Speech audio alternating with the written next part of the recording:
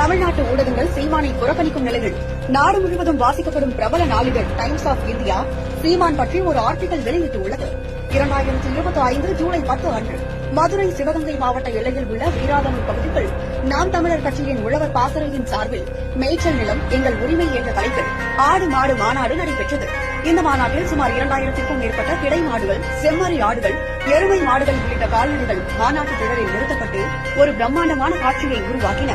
இயற்கை விவசாயம், தற்சார்பு பொருளாதாரம், மேய்ச்சல் உரிமை, பனைமரத்தில் கல்விறக்கும் உரிமை, ஜல்லிக்கட்டு உள்ளிட்ட பாரம்பரிய விளையாட்டுகளை அனுமதிக்க வேண்டும் என்பது உள்ளிட்ட 15 தீர்மானங்கள் இந்த மாநாட்டில் நிறைவேற்றப்பட்டன.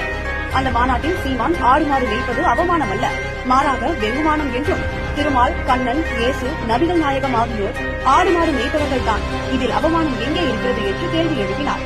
மேலும் பால், தயிர், வெண்ணெய் போன்றவற்றை உண்ணும் மக்கள் கால்நடைகளை அவமதிக்கக் கூடாது எனவும் கூறினார். நவீன மேலாண்மை மூலம் ஜீவனம் அளிக்கப்பட்டு ஆறுகள் சாக்கடைகளாக மாற்றப்பட்டு மலைகள் உடைக்கப்பட்டு இயற்கை வளங்கள் சுரண்டப்படுவதாக குற்றம் சாட்டினார். சீமானின் இந்த மாநாடு தமிழக அரசியல் வரலாற்றில் ஒரு முக்கியமான நிகழ்வாக பார்க்கப்பட்டாலும்